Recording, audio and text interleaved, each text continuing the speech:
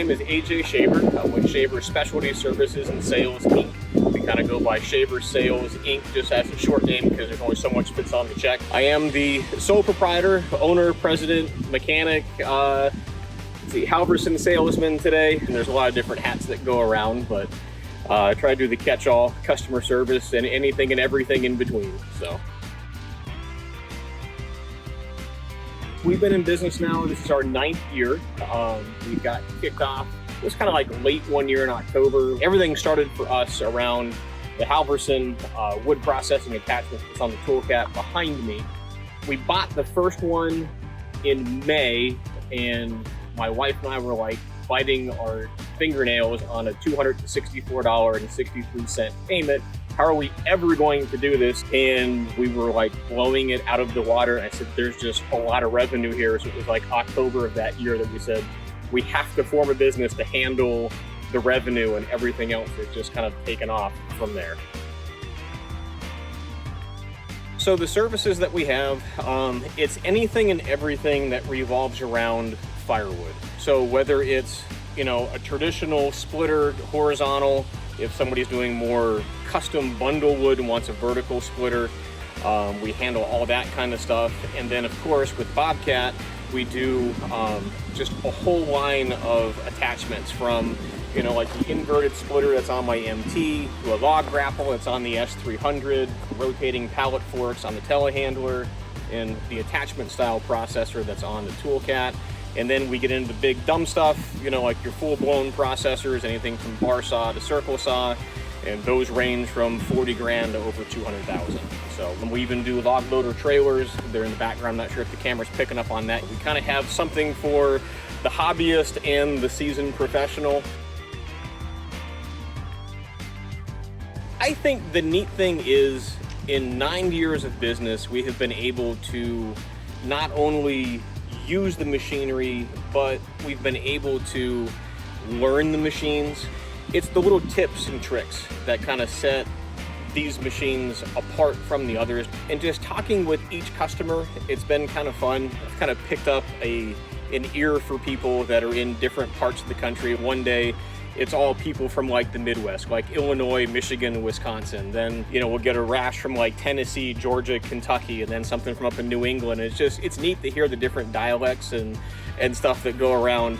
But it's really talking to people. There's times that we've had people call in for like a specific piece of equipment, but again, through the knowledge of using the pieces of equipment, I know what they do and what they're capable of. And sometimes what they're looking for isn't the right answer. Sometimes it's a bigger one, but sometimes it's also a smaller one. I also get the phone calls where it's the success stories, where they've bought something smaller and then they've been able to utilize that in business, make a bunch of money with it, and then upgrade to the next best one. And we've been able to do that quite a few times in 9 years now. And so I think it's kind of neat being an a la carte niche service that we can kind of offer different things for different people and just kind of adjust on the fly. Well, you see, it's kind of one of those things where there's a kid's storybook, and it's called Give the Mouse a Cookie. Basically, the story is if you give a mouse a cookie, it's a cookie one night, then it's a cake the next night. It just keeps getting bigger and bigger as it goes. So like I said, 9 years ago, we started off, we didn't even own a skid steer, but we had the Halverson processor. We were renting a machine to operate the unit. It was Chris from the Tunkhannock store. He's since passed away, but he was our salesman back then. And he set us up with the S300 that's behind me. There's over 6,000 hours on that piece of machinery, and it starts at negative 10 degrees every time. The S300 is a great sight machine if we're bringing wood or log length out of the woods. It's got a 48-inch max opening and I think a clamp pressure over 3,000 pounds, so you can get a good fistful of wood. As far as the lineup goes, it's a Versa handler, V518, so it lifts 5,000 pounds. It'll reach a maximum of 18 feet in the air. We have the rotating pallet forks on that, and that's my heavy lifter, and it's also my high lifter, because we have a Ram 4500 with a tall aluminum box on it. So if we're going to use those rotating pallet forks, we can either pick up like an IBC tote and rotate that 180 to empty it, or more commonly we use like the firewood bags, and I have to get tall enough that I can flip them upside down. The Toolcat is probably my most versatile piece that we use around the woodlot. It'll run anything from big debris bucket that we have underneath the disc cleaner to pallet forks for moving the bags around, regular bucket just for grading up the mud that we've had because of all the rain. Really, it's just, it's a multi-purpose Swiss Army knife kind of machine. Probably what it really excels at doing is what's on it is that Halverson wood processor. You know, the gallons per minute are like right there on the low flow side. The pressure's perfect. It has all the buttons on the single-handed joystick controller for all the operations. It's heat, it's AC, the radio's playing, or my phone's going through the sound system. I can have a kid with me in the passenger seat, a customer that comes in from out of town to see something run. We use it for snow. I got a snow blower for it, or a plow. Traction control was the reason that I went with the new Toolcat, because the other one, you could have 3 tires on dry asphalt and it would still spin 1 tire that was on the ice puddle. But this one is an absolute animal. It goes anywhere.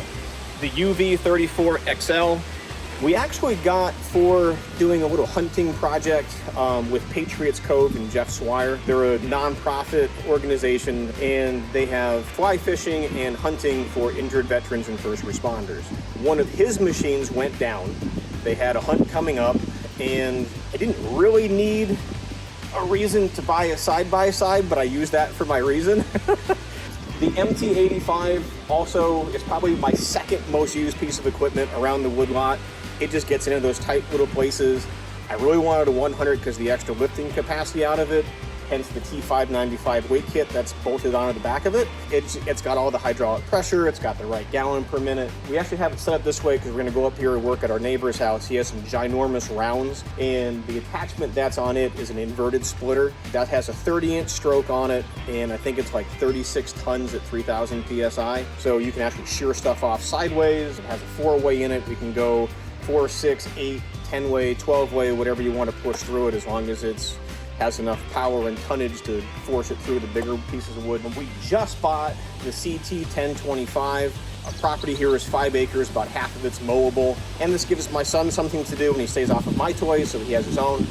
But again, just the loader is nice. My wife can use it for getting around the garden, just weeding, you know, a little bit of mulch here, some topsoil there. It's just a nice multi-purpose piece with, you know, the nice tires that go across the lawn without tearing everything up.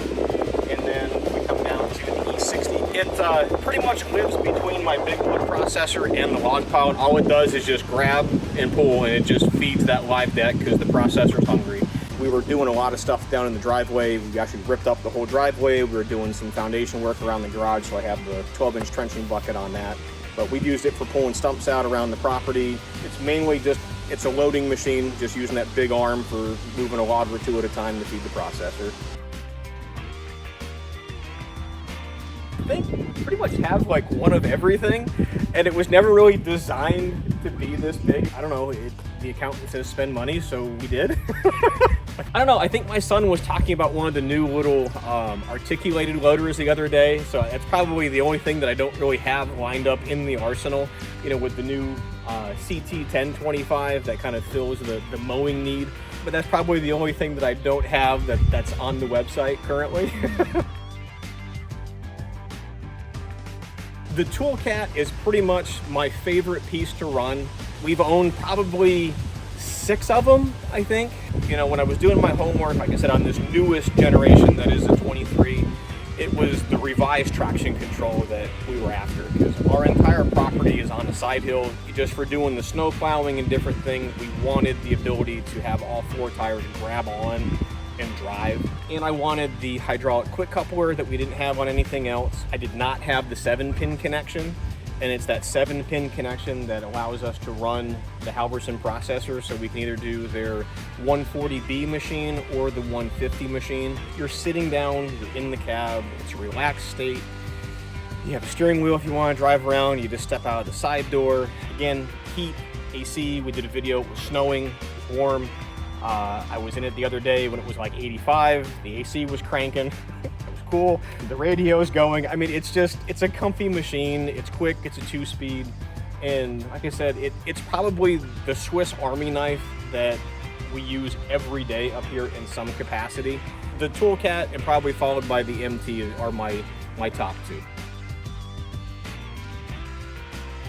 kind of say I have this OCD disorder where my brain only lets me buy white and orange, so hence all of the white and orange, nothing else is really tagged in there. I don't know, my first machine that I ever ran was probably a New Holland, then like a John Deere skid steer, but it's just something about the Bobcats that I always liked. They are one tough animal. I think it kind of goes back to, if somebody wants a copy of something, they'll say a Xerox. If you want a tissue, it's a Kleenex. And I think the name Bobcat, it's just, they're so popular. It's just, even though it's a skid steer, people just use the name Bobcat. I think it all comes down to serviceability. There's other manufacturers that are out there, but they're down in Wilkes-Barre, Hazleton, out in Clark Summit, Scranton. But when it comes down to the actual service on stuff, the team at Bartron's in Tunkhannock, they're friendly, and I think that makes all the difference, with equipment purchase. And I hope that's why people buy the firewood stuff from us, because it's me that answers the phone. I think it just comes down to the team that stands behind the product. Bartron's has been in Tunkhannock for a long time, ever since I was a little guy. Chris did us well with the S300, back when we needed something. Ron's been great with the Toolcat and the new CT. The other stuff we've managed to buy, used online and whatnot, but we've had, parts and different things to order. So dealing with Mike and the whole sales team there, behind the counter. And it's a good experience the whole way around. And I think it's the teamwork that follows the product is pretty much why I stay with the Bobcat brand.